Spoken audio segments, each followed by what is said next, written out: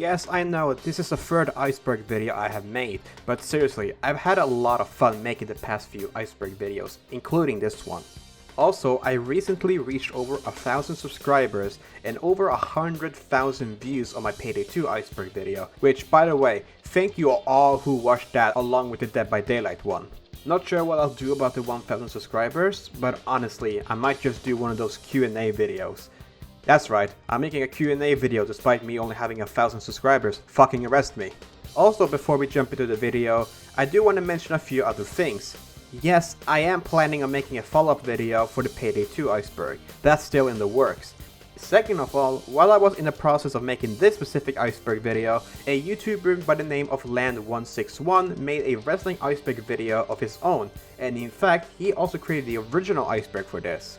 So just to make some things clear, this video will be talking about some stuff he talked about, but I'm also going to be listing a few other things that he did include in his video. If you want some more details about specific topics, or you haven't seen his video, I highly recommend checking out his channel. But with that said, I really hope you will enjoy this video. If you got a question either about this video or the shitty 1,000 subscribers Q&A I'm making, please tell me specifically in the comments. And now, let's get to the video.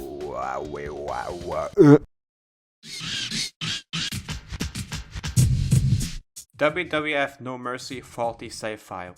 One of the worst glitches in any game ever, early copies of the WWF No Mercy game from Nintendo 64 had a big memory glitch and quite literally turned your game into a ticking time bomb. At any time, and quite literally at any time, your save data for the game would be randomly deleted and could not be recovered. Almost a year later after the game's initial release, a new version of the game was released and this fixed the faulty save data. Entrance theme errors in WWE 12. In WWE 12, two wrestlers made their video game debuts. Husky Harris, who would later become Bray Wyatt, and Mason Ryan, who would later become Mason Ryan. Anyway, 2K left a little mistake when adding these two in particular, as they accidentally swapped their themes around. Husky Harris was given the instrumental version of the song Here and Now or Never by the band Heroes Lie, and Mason Ryan was given the song Grizzly by Peter Jordan. The reason we know this is a mistake is because Mason Ryan had already started using Husky's given theme on TV, while Husky himself was still using We Are One by 12 Stones. Unused characters in SmackDown vs. Raw 2006. In total, there are 15 unused characters whose leftover data can be found in certain builds and prototypes. They are Brock Lesnar, Matt Hardy, Bubba Ray and Devon Dudley, Maven, Kenzo Suzuki, Luther Reigns, Victoria, Stephanie McMahon, Masked Kane, British Bulldog, Hawk and Animal the Road Warriors, Rowdy Piper, and Mr. America. Back in March of this year, a prototype for the game dating back to July 23, 2005 was found and released on the internet, and that build only had two of the named characters that were playable, those being Luther Reigns and Maven. The Hurricane in SmackDown vs. Raw 2011. The Hurricane was planned to be a playable character in SmackDown vs. Raw 2011, possibly by unlocking him through the Rey Mysterio Road to WrestleMania. But besides a few backstage appearances and one bonus match against him, you can't actually play as him or unlock him in any way. The most likely reason for his removal from the game may be because he was released by the WWE during the development of the game. Big Cass in 2K19. In 2018 and during the development of the WWE 2K19 video game, one of the stars set to be featured in the game was Big Cass. However, 4 months before the release of the game, and just 2 days after Big Cass's match with Daniel Bryan at the 2018 Money in the Bank pay-per-view, Big Cass was released, meaning his removal from the game came very late in production. However, on the PC version of the game, you can find an unused render of Big Cass, though using his 2K18 model and not an updated one. While his moveset can still be found in the game, there are no sign of Big Cass's data found. Commentators commenting their matches. A little fun Easter egg that can be found in a few different WWE games. For example, in SmackDown vs. Raw 2007, both Taz and Jerry Lawler are not only the commentators in the game, but also unlockable legends. If you pick either man and play in an arena where they are commentating, you can get some really funny results. Well, King, do you have any comments on your performance in this match so far? Just that it's great to have the chance to watch a true sports entertainment legend in action, JR. I hope these fans appreciate how lucky they are. Well, don't hold back, King. Why don't you tell us what you really think? You see that look of intensity on Taz's face? That's all about getting in your opponent's head and psyching him out. That's how Taz wins matches. The same thing can be done for JBL in SmackDown vs. Raw 2008 and Michael Cole in WWE 12.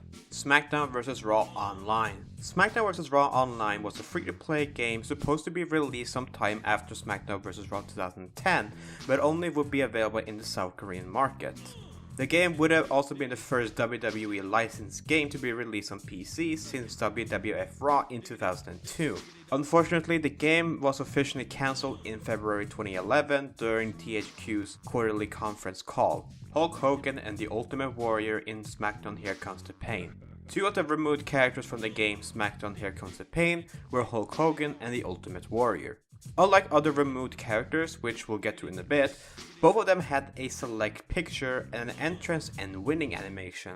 Their moveset can even be found under moveset 70 and moveset 71 respectively. The reason for Hogan's removal was due to him leaving the WWE in June of 2003, about 3 months before the game's release.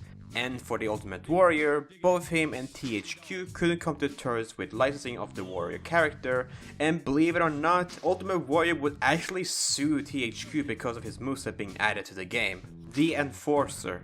In WWE 2K16, as a part of the showcase mode, we go through the career of Stone Cold Steve Austin, from winning the 1996 King of the Ring, to his 2001 Royal Rumble win, and to his last match with The Rock at WrestleMania 19. And spread within these moments, we have Steve Austin's iconic match against Shawn Michaels at WrestleMania 14 with Mike Tyson as a special enforcer. That's not Mike Tyson!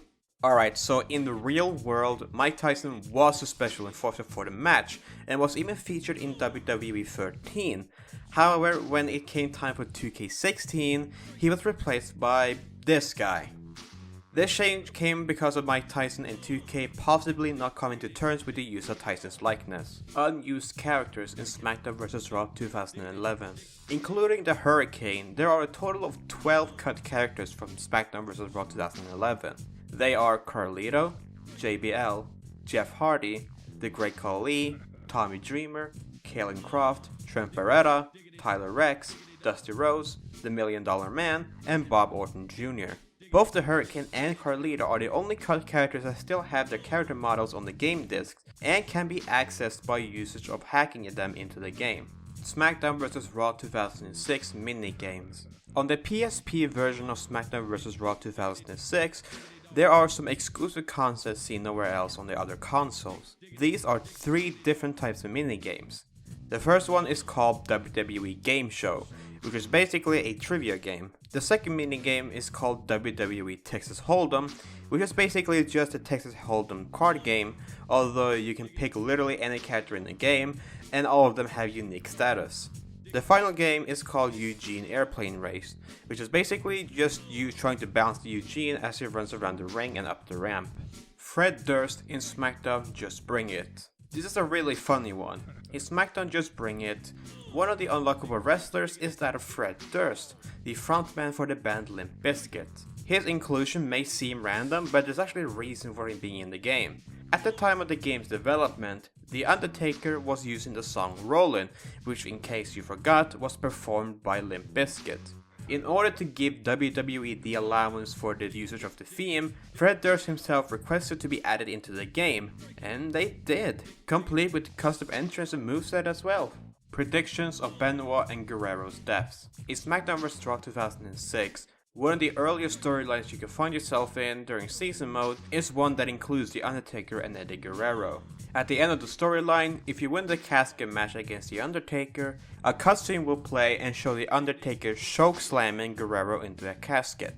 Tragically, just 2 days after the game's release in Europe, Eddie Guerrero was found dead in a hotel room aged only 38. His death also occurred just a day before the release of the game in the United States. And in SmackDown vs. Raw 2007, one of the very literal first storylines includes you, The Undertaker, and Chris Benoit. During a segment between Undertaker and Benoit, Undertaker says this: If you insist on making this mistake, then your grieving family will have no one to blame but you when the inevitable occurs. A year later, in 2007, the bodies of Chris, his wife Nancy, and 7-year-old son Daniel were found in their Georgia home, with info later coming out that Chris had in fact killed them before killing himself. These two occurrences are just freak coincidences, and The Undertaker isn't really predicting their death despite his nickname.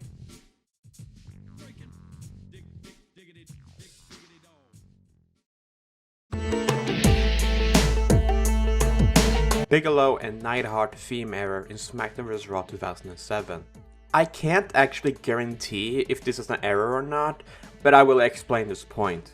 In SmackDown vs. Raw 2007, two of the unlockable legends are Dado Bam Bam Bigelow and Jim the Anvil Neidhart. Both characters are perfectly fine, but there's one oddity. Unlike the other playable wrestlers, both Bigelow and Neidhart doesn't have any themes. What's even more strange about this is that the fact that if you yourself go and try to customize the entrance of any character, you can't actually select an option to give them no themes, making Bigelow and Neidhart the only ones without a theme. I have no idea why they didn't give them a theme, especially Neidhart, considering he could have just used Bret Hart's theme, who was also in the game, considering both men were one of the most popular tag teams in the wrestling history. As for Bigelow, yeah, I have no idea why they didn't just give him his Hardwood theme or his Bam Bam theme. Jeff Hardy in SmackDown Here Comes the Pain. In the gameplay trailer for SmackDown Here Comes the Pain, we can see Jeff Hardy jumping off a ladder and getting caught by Brock Lesnar and then hitting him with the F5. But when it came time for the game's release, Jeff was nowhere to be seen. His removal from the game was due to him being released from his WWE contract in April 2003, about 6 months before the release of the game. WWE Brawl. WWE Brawl was going to be the sequel to the WWE All-Stars game and was being developed by THQ.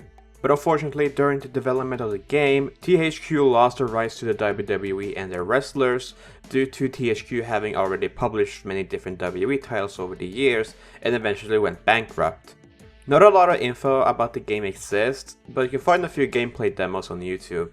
Dubbed themes. In earlier WWE games, some of the wrestlers featured in different games were given either a remake of a theme they were using at the time of the game's development, or they were just given a random theme that neither they or anyone else had used. For example, in the WrestleMania X8 game for Nintendo GameCube, the NWO was given the theme It's a New World by Jim Johnston, even though they actually used an edit of the song Rock House by Frank Shelley. In WWE 13, Cactus Jack used the theme Don't Sit on the Cactus by Jim Johnston, even though his real theme was Whole Lotta Groove by Olivier Munique. And in SmackDown Shut Your Mouth, the Hardy Boys used Wallop by Bradley Royce and Andy Hay, who also made dubbed themes for other wrestlers in that game, as well as Tajiri, Stacy Keibler, and Randy Orton. However, the Hardy Boys never used Wallop, but instead loaded by Zack Tempest. The reason for wrestlers using dubbed themes in games may be because WWE is so petty to not pay out for the usage of the songs in the games. WCW 2000. Similar to WWE Brawl I mentioned just 2 topics ago, WCW 2000 was a cancelled game being developed by EA Sports and was supposed to be released on the PlayStation 2 in 2001. However, the development of the game ceased in March 2001 when WCW was bought up by the WWF. Only a few select pictures of the game exist, and besides that, not a whole lot is known.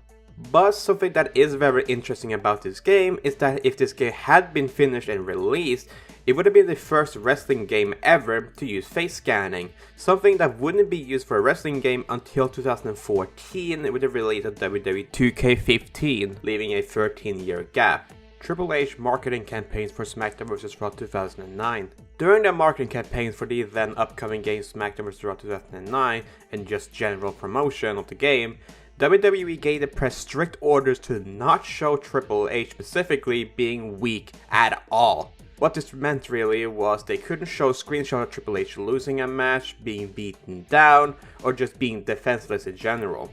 Yep, it even seems like the WWE is petty when it comes to the CEO of the company looking weak in a video game. Rowdy Piper in 2K14. One of the most awesome things to be featured in any WWE game was the 30 Years of WrestleMania game mode for WWE 2K14.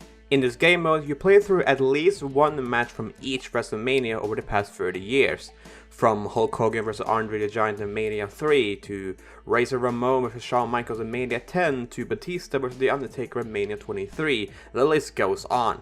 But even through the big list of legendary names in wrestling history that was featured in this mode, there was one person in particular who was missing, someone who truly was important to Mania's history: Rowdy Roddy Piper. As you may or may not know, Piper took part in some of the most memorable matches in WrestleMania history, like teaming up with Paul Orndorff to fight Hulk Hogan and Mr. T at the first WrestleMania, to fighting Mr. T by himself in a boxing match at WrestleMania 2, and of course his match against Bret Hart at WrestleMania 8. However, despite not being a playable character, Piper does appear as a special guest referee during the WrestleMania 10 match between Bret Hart and Yokozuna. But another thing about the Piper is that he is technically in the game, as by going over to the Create a Superstar page and look at the superstar heads, you can find Rowdy Roddy Piper, complete with pre-made clothing templates as well. His attires are fairly normal, however we may also have found out what could have been Rowdy's 30 Years of WrestleMania match, as attire 3 specifically shows Rowdy Piper in his WrestleMania 2 attire from when he fought Mr. T in a boxing match. But I suppose Mr. T and THQ couldn't come to terms, and thus Rowdy was left unused. Haku in WWE Supercard. A now defunct series of cards featured in the mobile game WWE Supercard was that of the Hall of Fame cards. They were slightly more stronger than a normal card that you pull off the deck, though you would have to pay real life money for a pack, and even then it was a whole gamble.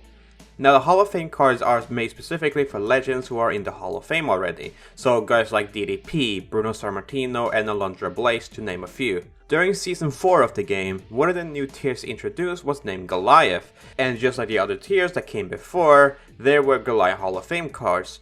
The lineup for this specific tier was Andre the Giant, Jake Roberts, Larry Zbyszko, Mr. Perfect, Ricky Steamboat, Trish Stratus, and lastly Haku.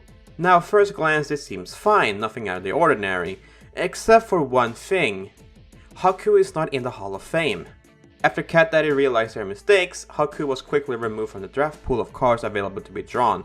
This would also signify the one and only appearance of Haku in WWE Supercard. Maven's theme in SmackDown Shut Your Mouth.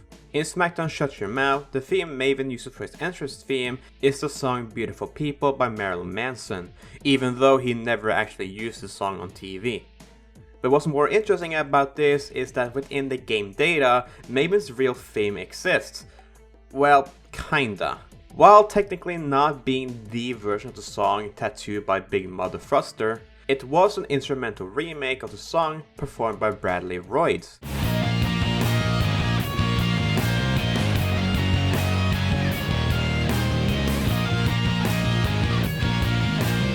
It is just a complete mystery of why they didn't just give him the theme. Big Show replaced by Steven Richards. In the WWF No Mercy game, the Big Show was said to be one of the many wrestlers featured in the game, but during the development of the game, the Big Show was sent back to Ohio Valley Wrestling, which is a developmental territory for wrestlers, so that he could lose weight, become more fit, and improve his cardio. Because of this, he was removed from the game. Now, what does Steven Richards have to do with this? Well, during the World Heavyweight Championship game mode, there's a match that takes place at the WrestleMania 2000 arena, where you're in a fatal 4-way match. Now the match itself is supposed to represent the real-life main event of WrestleMania 2000 between Triple H, The Rock, Mick Foley and The Big Show, with Mick and Triple H being in the game's match by default and you replacing The Rock. But since The Big Show isn't in the game and therefore not able to complete this, he was of all people replaced by Right to Censor leader Steven Richards. They could have just gone with someone like Jericho or, The Rock, someone who is in the game and was in the match in real life. But hey, Chris Benoit in SmackDown vs. Raw 2008. During the development of SmackDown vs. Raw 2008, one of the wrestlers to be featured was Chris Benoit. But as I mentioned earlier, during the game's development, the whole Benoit double murder suicide event happened. So obviously not wanting the game to feature a murderer, Benoit was removed. So removed in fact that there does not exist any data or even proof of Benoit being found in the game disc. Sometime later it was learned that Benoit was actually going to be a big part of the season mode for the game, being a sort of mentor to the player. WWF No Mercy Unused Championship Path. The WWF No Mercy game was supposed to be not only released on Nintendo 64, but also the Nintendo Game Boy Color. It would have worked with a transfer pack, allowing you to import your created characters to and from both the N64 and the Game Boy Color versions. However, the Game Boy Color version was also supposed to have a special championship mode, but since the Game Boy Color version was cancelled, the championship path was also cancelled. But with the usage of a Game Shark, you can actually play this championship mode on the Nintendo 64 version of the game. But unlike the other championship paths, this one is very short and only consists of 8 matches. Jeff Jarrett in SmackDown.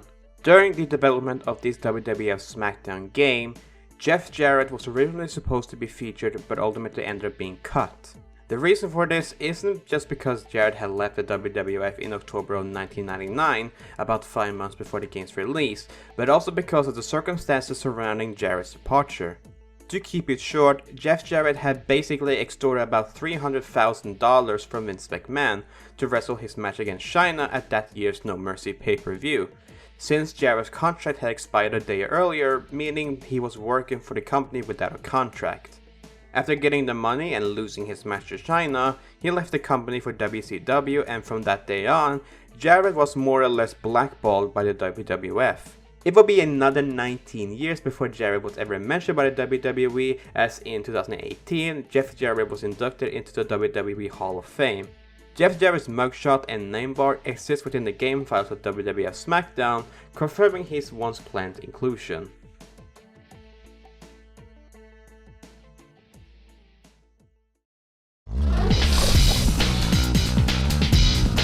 Turok in WWF Warzone. For those unfamiliar with the games, Turok is a series of games developed by Iguana Entertainment and published by Acclaim. The games are more or less dinosaur hunting. And yes, Turok has absolutely nothing to do with wrestling or wrestling games. However, Iguana Entertainment were also the same developers who made WWF Warzone. On both the Nintendo 64 and PlayStation 1 versions, if you use a Game Shark code to unlock everything in the game, you can also unlock Turok. The character is not really different from any of the other wrestlers, as he shares the exact same moveset as The Rock and uses a Create a Superstar entrant. Full entrances in WWF No Mercy. During the development of WWF No Mercy for the Nintendo 64, all of the wrestlers were intended to have full entrances, similar to WWF WrestleMania 2000, but in the final game this feature was not there. It has been widely speculated that the reason for this removal was either because it was very glitchy, or it was because of cartridge space. Unused DLC characters in WWE 2K20. In WWE 2K20, we were given the game mode called Originals, and no, it has nothing to do with the album. Basically, these were DLCs that would provide new content, but in order to unlock them, you would have to play through the DLCs. And to keep it different from a normal wrestling game, each DLC has a different scenario, like taking place in the cyber world or in the mid-80s with Southpaw Regional Wrestling. Obviously, the DLCs were completely shit, but the DLC also meant something else, and that was the fact that we wouldn't be getting actual new wrestlers added to the game through DLC. However, by looking through the news section in Create a Moveset, we can find a few hints of wrestlers who may have been thought about being added through DLCs before it was canned. These includes Dominik Dijakovic, Mansoor, Austin Theory, Cameron Grimes, Conan Reeves, and Jordan Devlin. Red Car in WWF SmackDown 2. In WWF SmackDown 2, both the European and the US port of the game have a slight regional difference, but not in the way that you may think. In the game, you are able to go backstage and have a fight there, and one of the arenas you can go to is outside the arena. When you are out there, you can occasionally spot a red car driving in the background. So what's so interesting about this car? Well, not that much, but in the US part of the game, the car looks a bit more boxy and kinda more like a I can't afford expensive cars like Ferrari type car. But in the European part of the game, the car is altered to look like a sports car. I really do not know why this was changed. Unused characters in WWE 2K15. Not a big list this one, but anyway. In WWE 2K15, there were plans for an additional 3 wrestlers to appear in the game. They are Trish Stratus, Sin Cara, and Enzo Amore. For Trish, her entrance theme and announcer files can be found on both the Xbox 360 and the PlayStation 3 versions of the game, though her theme can only be found on the European ports. But her announcement calls can still be activated at complete random during gameplay. For Sin Cara, he was planned for the NXT Arrival DLC, which also included the likes of The Ascension, Adam Rose and Emma, but he ended up being scrapped. This is confirmed with whenever you win a match as Connor, of all people, as Michael Cole will on rare occasions scream Sin Cara wins. And for Enzo Amore, in the Hall of Pain Showcase TLC pack, there used to exist a rare glitch where whenever Randy Orton made his entrance, he would be announced as Enzo Amore. Flying Table Glitch in SmackDown vs. Raw 2006. In SmackDown vs. Raw 2006, by putting two different tables right next to each other on the bottom of the entrance ramp, you can make them start levitating. And yes, you can actually stand on them. What's really cool about this glitch is that you can actually get into the crowd by performing this glitch. WWE 2K16 Face Paint Glitch. In WWE 2K16, there exists a glitch that allows you to basically put face paint on any wrestlers, even though by default you can't. To perform the bug, you'd have to equip the grey hood gear, place any logo on it, and save. Next you will go and give your wrestler finger tape. After that, go to edit layers and copy the logo from the grey hood and paste it onto the finger tape. After that, delete the grey hood, go to the finger tape and choose edit on logo. Pick the same logo and boom, you can now apply face paint to any wrestler. Hardcore Holly in SmackDown vs. Raw 2008. Hey, raise your hand if you forgot that the game was released on the DS. Anyway, as it turns out, the Nintendo DS version of SmackDown vs. Raw 2008 had an exclusive character that none of the other consoles had. I mean, the PSP version already had Eddie Guerrero, Jim Neidhart, and Sergeant Slaughter, so who could possibly top them? It's Hardcore Holly. Well, at least this is better than the time he broke his neck. Yikes. Other removed characters in SmackDown Here Comes the Pain. So I already talked about Hogan, Warrior, and Hardy as some of the removed characters from SmackDown Here Comes the Pain, but let's reveal the remaining ones. They are Al Snow, who was removed due to him not being an active in-ring performer at the time, Billy Gunn, who wasn't really being used on TV, Bradshaw, who was injured at the time of the game's development and was for that left out, Jamal, who was released by the WWE in June, William Regal, who went on a hiatus due to health issues, and Molly Holly, Rosie, Spike Dudley, and Billy Kidman were also removed, although for unknown reasons. WWE 13's original cover athlete. The cover of WWE 13 shows CM Punk. Now, believe it or not, CM Punk wasn't actually the original pick for being the cover athlete. That pick went to Sheamus. However, due to CM Punk's increase of popularity at the time, it was more logical to have him over others. Austin Aries in SmackDown vs. Raw 2011 and WWE 12. While Austin Aries technically made only one video game appearance, which was in WWE 2K17, he did actually do some stuff for SmackDown vs. Raw 2011 and WWE 12. In SmackDown vs. Raw 2011, alongside non-wrestlers at the time like Colt Cabana and Cesaro, Aries performed motion captures specifically for Chris Jericho, Santino Marella, and Evan Bourne. In WWE 12, Austin Aries did a voice for Jacob Cass, the custom character you make for the hero story during Road to WrestleMania. Also, bonus fact, Aries also did the motion capture in SmackDown vs. Raw 2010 for Kelly Kelly. Ambulance match in SmackDown vs. Raw 2010 DS version. Yet another console exclusive feature, but this time it's not Bob Hardcore Furman Sparky Plug Bombastic Holly. On the DS version of SmackDown vs. Raw 2010, you can play in an ambulance match.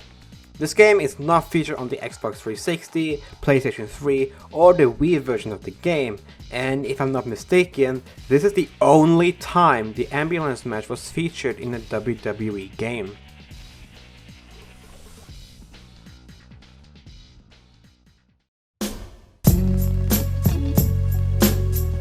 The Undertaker's theme error in WWF SmackDown. In SmackDown, if you pick The Undertaker and watch his entrance, the theme used for him is the song Lord of Darkness. However, when you actually win a match with The Undertaker, the theme that plays is instead Ministry.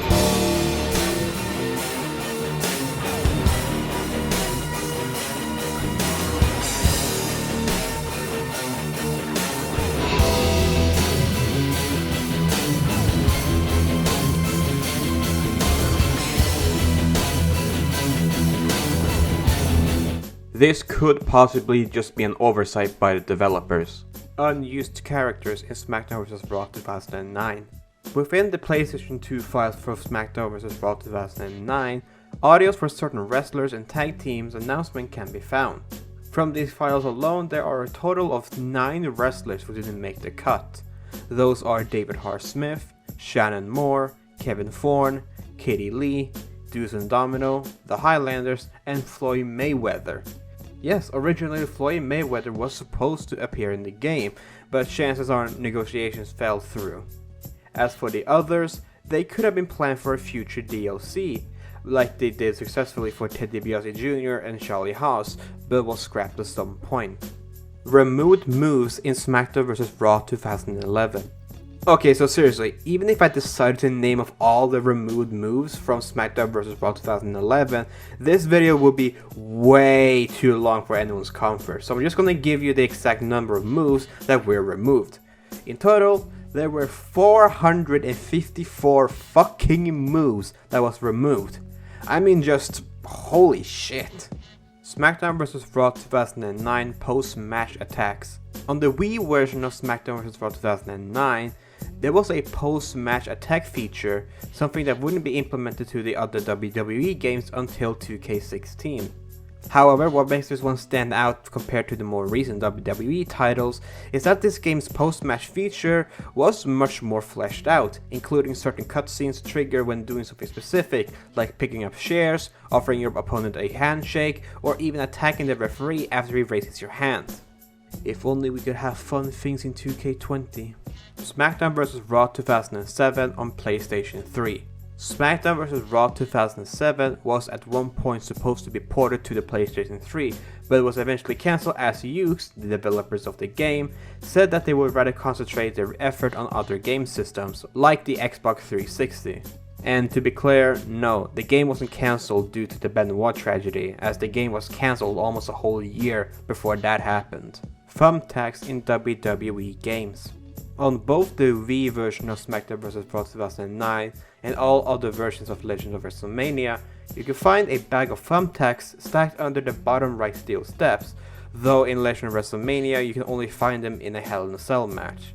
You can perform some brutal looking moves onto the thumbtacks, like a suplex, body slam, and a bulldog. The thumbtacks have not been featured in any official WWE game since. Also, by the way, why the hell did the Wii always get the cool features? WWF Backlash. WWF Backlash was a game supposed to be released on the Nintendo 64 and would have been the sequel to WWF No Mercy. Unfortunately, early in the game's development, the Nintendo 64 was kinda starting to lose its popularity as other consoles like the PlayStation 2 started to become more popular, and thus WWF Backlash was cancelled. Besides the idea of the game being similar to WWF No Mercy, not much else is known. Lethal Weapon. In WWF No Mercy, if you select Steve Blackman and watch his entrance, when his name bar pops up, his nickname is hilariously misspelled as Lethal Weapon instead of Lethal Weapon. Just a little oversight that some of you probably didn't remember or even recognize. Referee winning first blood matches.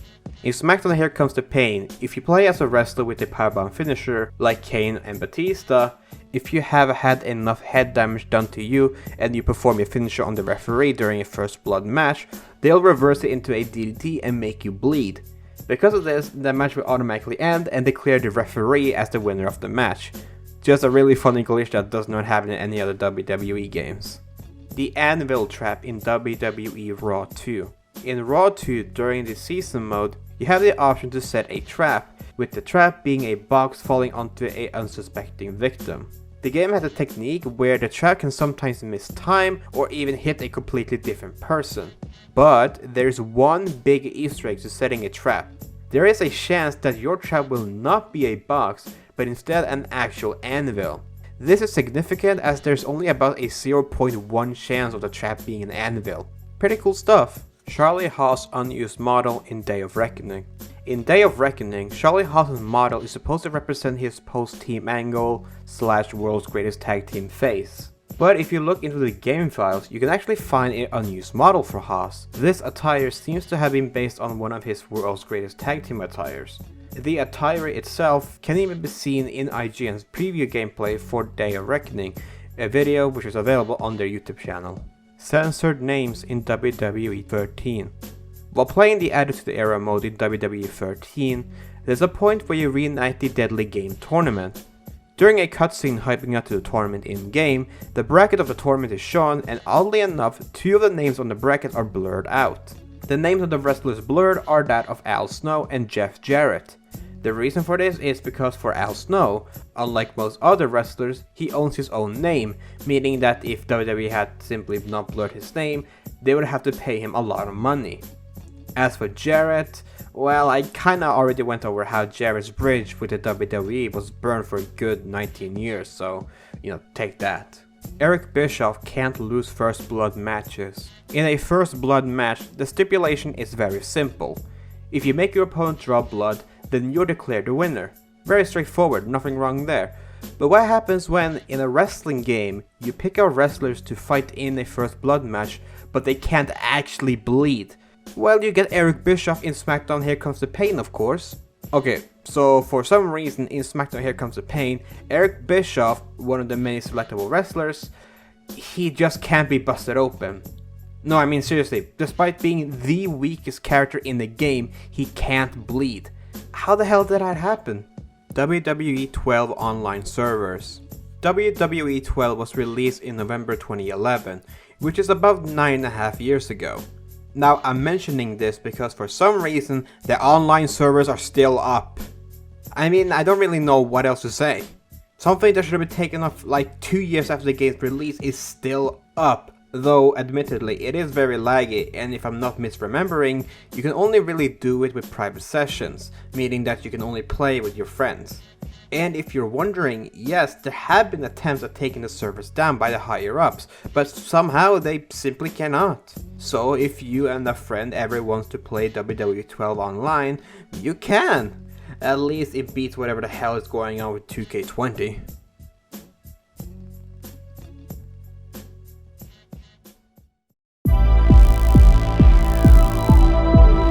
Every career mode is personalized. Well, not really much to say about this one, and I'm truly not sorry for including this.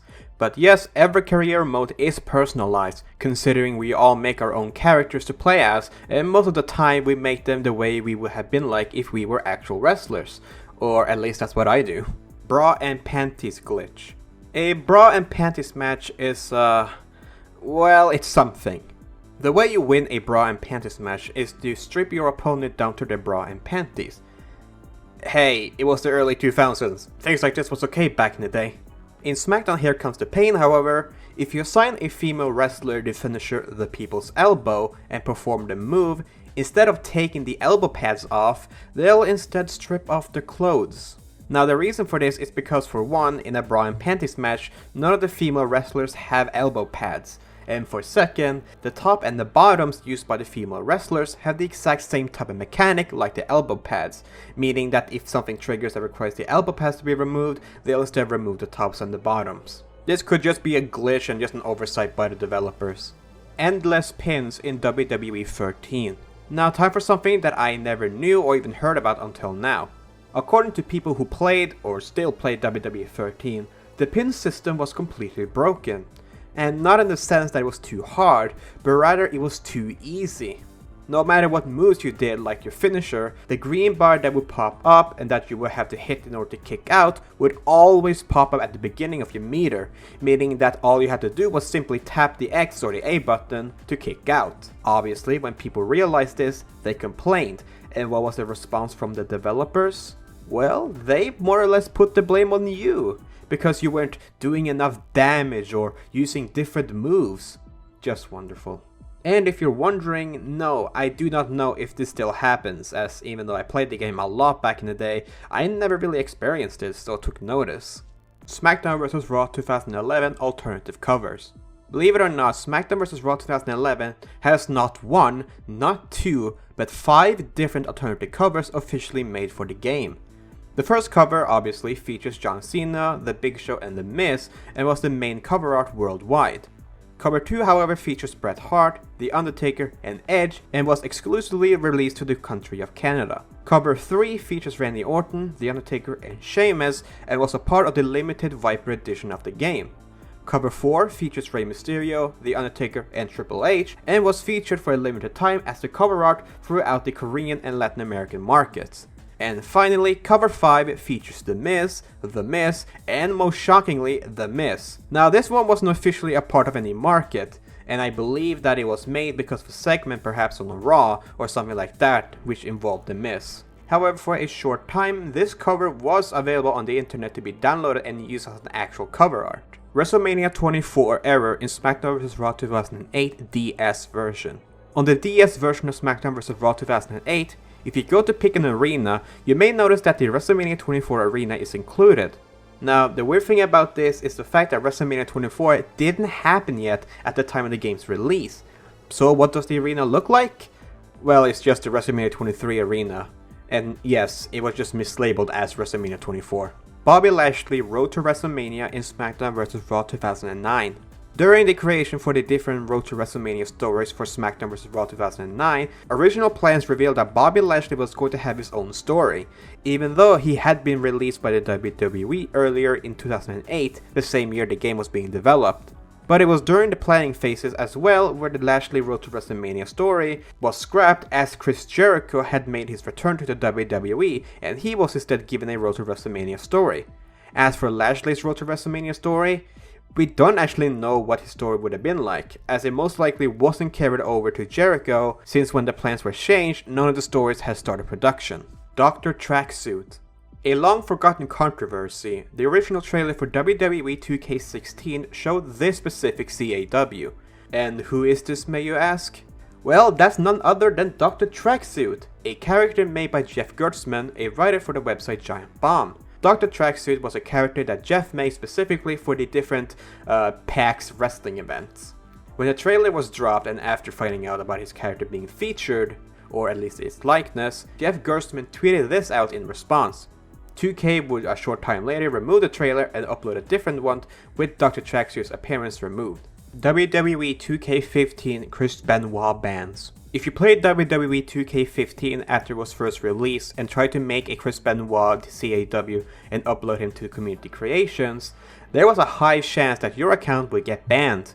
This whole ordeal started with a user on Twitter who wanted to know why he got banned, and Marcus Stephenson, the community manager for 2K, answered by saying he got banned for uploading a Chris Benoit face to the community creations.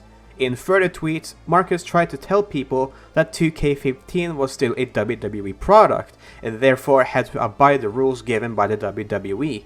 Now, if you know the WWE, they had tried their absolute damnedest to not mention Benoit or show anything remotely about Benoit. Later on, this approach was changed and instead of banning users, 2K would now instead just remove any and all mentions about Benoit on the community creations. Daniel Bryan in SmackDown vs. Raw 2010. According to Brian Williams, a former WWE Games developer, all the preset faces found in SmackDown vs. Raw 2010 are all based on real-life wrestlers he enjoyed watching. While we can guess whichever ones after Phase 2 is, Williams did let us know that Phase 2 in particular is based off Daniel Bryan. Yeah, that's kind of it. Daniel Bryan doesn't actually appear in the game. Unless you make him this way. WWE SmackDown Just Bring It Platinum re-release. When SmackDown Just Bring It was first released, the company was still known as the World Wrestling Federation, or WWF for short. Therefore, on the cover of the game, the old WWF logo is shown. But when the game was re-released as a part of the Platinum lineup, not only was the WWF logo updated to look like the old scratched logo, but the SmackDown logo was also altered. Now instead of showing the old school SmackDown logo, it showed an updated one. These changes came because the WWF was now known as the WWE when the game was re-released as a part of the lineup. Mankind's WWE 13 theme was a fan remake. In WWE 13, Mankind has two, technically three, different themes for him. These are Wreck, Schizophrenic, and a remixed version of Schizophrenic, all of which were used by Mankind at some point in real life. Now for this point, we're talking about the remixed version, because the one featured in the game wasn't actually made by the WWE and was never used by Mankind. It was in fact made by a well-known theme remaker named Ibuki Masta. Before the song was officially released on the 5th Uncaged album, it had already spread around places like YouTube and most people claimed it to be the official. Let it be known, it isn't.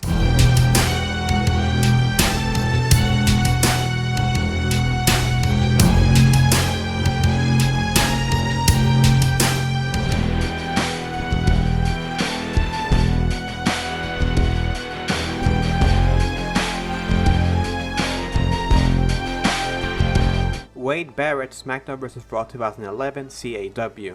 At the 2010 Bragging Rights pay-per-view, the show started off by promoting the main event, which was Randy Orton defending the WWE Championship against Wade Barrett. To accompany this, they showed their SmackDown vs. Raw 2011 models in the game.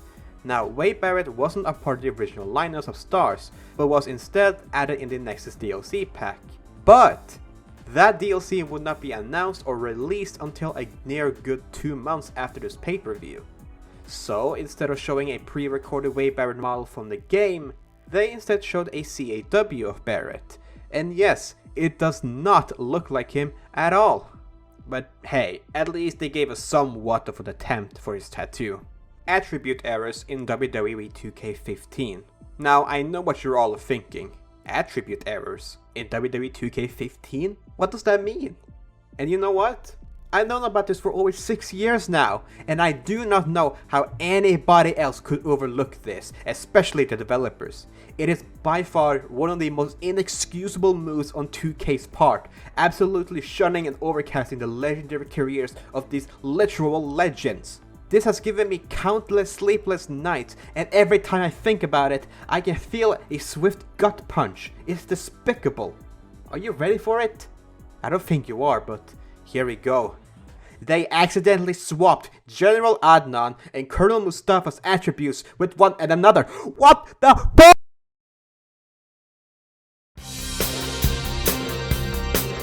And that was the wrestling video game Iceberg. I really hope you enjoyed the video. I myself learned quite a bit looking into things, and others I completely forgot about, like the Platinum re-release. And again, a huge shout out to Land161 for not only his Iceberg video, but also the OG Iceberg image. So please check out his channel and video out if you're interested. It is possible that I'll make some more Iceberg videos, and while I can't actually guarantee that, if you got a suggestion for an Iceberg that I should look into, let me know in the comments as well. But yeah, with that said, if you like this video, why not consider subscribing and liking this video? Or dislike it if you didn't like this video at all and you want to see me burn on the crucifix. Anyway, I've been Barfield, and I'll see you all soon. Hopefully. Please.